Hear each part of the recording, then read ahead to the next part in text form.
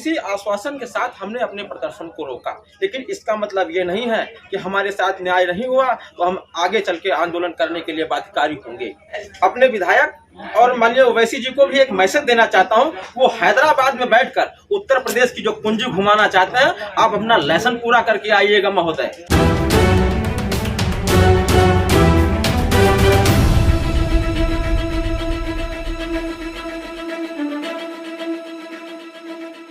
साथियों नमस्कार, अर India news में आपका स्वागत है। साथियों मौजूद हैं हम सुल्तानपुर के बल्दीराज तहसील में। बल्दीराज तहसील में हमारा मौजूद होने का मकसद ये था कि 10 तारीख को मूर्ति विसर्जन के दौरान कुछ समुदाय विशेष के लोग पत्थरबाजी किए, मूर्तियों को तोड़ा, जिसको लेके प्रशासन चारों तरफ चाक चौबंद व्यवस्था बनाए हुए है। आप देखेंगे कि अभी थोड़ा दिन पहले एक ओवैसी जी का भी बयान था और दूसरा ओवैसी आप मान सकते हैं कि यहाँ सुल्तानपुर में भी मौजूद है। कहीं न कहीं आपको बता दें कि जो सामाजिक सौहार्द बनाए रखने के लिए सरकार पूरा जोर दे रही, वहीं सामाजिक सौहार्द बिगाड़ने का काम कहीं न कहीं विवादित बयान भी कर रहे हैं। हम मिलेंगे यहाँ के लोगों से और क्या चल रहा है और इनके विचार क्या है। तो क्योंकि इन्होंने एक प्रशासन को कई अल्टीमेटम दिया था कि अगर कार्रवाई नहीं हुई तो हम प्रदर्शन करेंगे, धरना देंगे।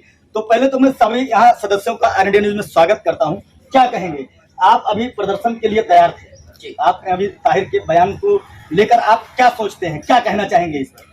हमारा उद्देश्य एकदम स्पष्ट साफ है कि जो कोई भी व्यक्ति हमारी भावनाओं के साथ, हमारे धर्म के साथ खिलवाड़ करेगा, उसका हम पूरे तहे दिल से बहिष्कार करेंगे, उसका विरोध करेंगे। आप देखेंगे अभी एक मोंटी मिश्रा जी हैं, ये भाई साहब खड़े हैं, इनसे भी चर्चा करेंगे। मोंटी मिश्रा जी हैं, अलीगंज में जगह जगह पोस्टर लगा रहे हैं कि ऐसे लोग हमारी ग्राम सभा में प्रवेश न करें जो विवादित बयानों के लिए जाने जाते हैं, जिससे हमारा सामाजिक सौहार्द बना रहे।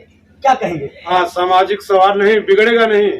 मोंटी मिश्रा का हम लोग समर्थन कर रहे हैं। हम लोग भी ये चाहेंगे कि उनके तहसील परिषद में नहीं घुसने देंगे ताहिर खान को। तो ये कहीं न कहीं जनाक्रोश है। ये आप देखेंगे कि जो इतने चेहरे हैं, इसमें कुछ ऐसे लोग भी हैं जो विधिक जानकारी रखते हैं, ये कि अधिवक्ता हैं। ये आप देखेंगे कि यहाँ वरिष्ठ वकील माने जाते हैं, वरिष्ठ अधिवक्ता माने जाते हैं, आदरणीय खड़े हैं। इनसे भी चर्चा करेंगे कि जो जनता से बहुत आक्रोशित है और लोगों के भड़काऊ बयान से समाज पे बुरा भी चर्चा जानना चाहेंगे। कहीं न कहीं आप जानते हैं कि सारे लोगों में आक्रोश है कि ऐसा क्यों हुआ। आपको बता दें कि सुल्तानपुर गंगा जमुनवी तहजीब के लिए जाना जाता है। ये पहली बार की घटना है कि जब पत्थरबाजी हुई है। यहाँ लोग रामलीला में मुसलमान और हिंदू एक साथ हुआ करता था, लेकिन मूर्ति विसर्जन के दौरान आप देखेंगे कि पत्थरबाजी हुई। क्या कहेंगे आप भाई साहब, पत्थरबाजी को लेके क्या कहेंगे? ये जो अराजक तत्वों के द्वारा पत्थरबाजी किया गया है, ये बेहद निंदनीय है, जिसकी मैं जो है भर्त्सना करता हूँ, मैं निंदा करता हूँ। और मेरा एक सोचना है कि ये कहीं एक ऐसा विषय नहीं है कि आज सुल्तानपुर में हो गया, ये पहली बार ही होता है। ये पूरे भारत में एक ऐसा षड्यंत्र है जो एक विशेष समुदाय के द्वारा हम हिंदुओं को प्रताड़ित करने के लिए, हमारी भावनाओं को क्षति पहुंचाने के लिए हमेशा किया जाता रहता है। एक वीडियो वायरल हुआ है अभी एक दिन पहले, हमारे विधायक जी हैं, ताहिर खान जी हैं, 1.5 लाख की आबादी के इसौली विधानसभा क्षेत्र के आप अगुआ हो, मुखिया हो, आपको इस प्रकार से बयान देने में शर्म नहीं आती है? आप एक वर्ग विशेष को एक साथ लेकर चलते हो। आपने थानेदार को दोषी ठहरा दिया, आप ओवैसी जी है वो थानेदार को दोषी ठहरा देते हैं। इस घटना को अंजाम किसने दिया, ये घटना हुई क्यों, क्या इसको नहीं सोच सकते आप लोगों के द्वारा ही ऐसी घटनाएं होती रहती हैं और आप लोगों के विवादित बयान और भड़काऊ भाषण के कारण ही यहाँ अराजकता फैली हुई है। जो अराजकता फैली है, आप देखेंगे कि अभी अगर इसका निष्पक्ष जांच हो तो इस घटना के पीछे ताहिर का हाथ निश्चित। ये बड़ा सवाल है, ये कहिए कि बड़ा आरोप है इनके ऊपर कि अगर जांच की जाए कहीं न कहीं गहराई से, तो हो सकता है तार कहीं उनसे जुड़े मिल सकते हैं। क्या कहेंगे? भाई साहब का आरोप है कि कहीं न कहीं उनके तार इस षड्यंत्र से जुड़े हो सकते हैं। आपको क्या लगता है? आपकी बात से मैं सहमत हूं। मैं धरना दूंगा। ये पत्थर आया कहाँ? क्या कहेंगे? हमने अपने उद्देश्यों को साफ किया, जनता के बीच में हमने अपने मैसेज को रखा और हम 1 दिवसीय धरने पर बैठे रहे। शासन प्रशासन के द्वारा हमको यह आश्वासन मिला कि जो भी इस कूटनीतिक साजिश में संलिप्त हैं उनके ऊपर सख्त से सख्त कार्रवाई हो रही है और आगे भी जो लोग सामने आएंगे उनके ऊपर होगी। तो इसी आश्वासन के साथ हमने अपने प्रदर्शन को रोका, लेकिन इसका मतलब ये नहीं है कि हमारे साथ न्याय नहीं हुआ तो हम आगे चल के आंदोलन करने के लिए बाध्यकारी होंगे। कहीं न कहीं आक्रोश है भाई साहब के मन में, अगर न्याय नहीं हुआ तो जन आंदोलन झेलने के लिए प्रशासन तैयार रहे।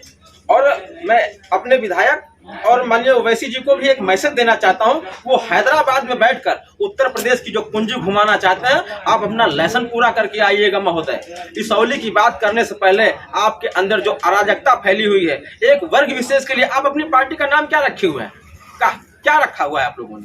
आपका उद्देश्य ही एक जो है एक वर्ग विशेष के लिए, एक समुदाय विशेष के लिए और एक ऐसे लोगों के लिए जो उग्रवादी भी हैं, आतंकवादी भी हैं, उनका समर्थन करना आपका काम है। आप लोग अपने जो राजनीतिक रोटी को सेक रहे हो, उत्तर प्रदेश में आपके आने की कोई आवश्यकता नहीं, कोई भी आवश्यकता नहीं। तो आप ये जान लीजिए कि उत्तर प्रदेश में जब भी पैर रखें तो कहीं न कहीं पूरी तरह सचेत होकर रखें, क्योंकि जनता आपसे सवाल करने के लिए बैठी है। इसौली को अगर आपने हैदराबाद बनाने की कोशिश की तो ये हम सब कतई बर्दाश्त नहीं करेंगे और इसके घोर विरोध किया जाएगा। मुंहतोड़ जवाब दिया जाएगा। क्या कहेंगे? इसका मुंहतोड़ जवाब दिया जाएगा। क्योंकि हमारे यहाँ हम लोग तो अपना धर्म निभाते हैं, लेकिन आपका ये मदरसा बगल में है, आपकी मस्जिद बगल में है, ठीक है, हमारा मंदिर है, हम लोग अपना धर्म निभा रहे हैं, आप लोग अपना धर्म निभा रहे हो। लेकिन अगर ये बताओ कि हम अब लोग जा रहे हैं अपनी मूर्ति लेके, अगर हम लोग बीच में पहुंचे हैं मूर्ति लेके तो हम लोग बोल रहे हैं कि भैया हाँ थोड़ी देर में हमारी आरती हो जाएगी, उसके बाद हम आगे चले जाएंगे। इसका मतलब ये नहीं है कि भैया आप लोगों ने वहाँ पे पहुँचे, उन लोगों ने वहाँ पे तुरंत पहुँचे, उन्होंने बोला कि एक काम करो अपना डीजे बंद कर दो। हमने कहा कि हाँ भैया ठीक है, आपका अजान हो रहा है। आप वहाँ मौजूद थे? वहाँ पे लोग बहुत थे, क्योंकि हमारे पास जितने लोग थे मौजूद सब हमसे मिलते हैं, क्योंकि वो हमारे फ्रेंड भी थे। उन्होंने हमसे सारी बातें पूरा बताई आपका। तो हमने कहा हाँ ठीक है भैया। उसके बाद में जब उन्होंने बोला कि हाँ ठीक है तुम्हारा ये माइक जो है बंद करा दिया गया है, तो उन्होंने बोला कि हाँ ठीक है यहाँ पे हमारा अजान हो रहा है, आप एक काम करो। क्या वो अजान का टाइम था जिस टाइम वो मूर्ति गुजर रही थी? नहीं, वो अजान का टाइम था? वो अजान का टाइम नहीं था। उन्होंने वो जबरदस्ती, क्योंकि वो लड़ने वाले थे, उन्होंने बोला कि पहले एक बार तो आके मना किया, काम करो अपना डीजे बंद कर दो। फिर सब लोगों ने कहा हाँ ठीक है तुम्हारा अजान हो रहा है, अपना डीजे बंद कर रहे हैं। लेकिन फिर बाद में उन्हें ये खबर निकली कि थोड़ी देर में जब डीजे बंद हो गया, हमारी गाड़ी स्टार्ट हुई, जब हम लोगों ने मूर्ति लेके आगे बढ़े, तब पीछे से आवाज़ आई कि बोले कि लोग एक काम करो मारो सालों को, जाने ना दो किसी को। इसका मतलब ये थोड़ी ना है कि कोई आगे ना जाने पाएगा।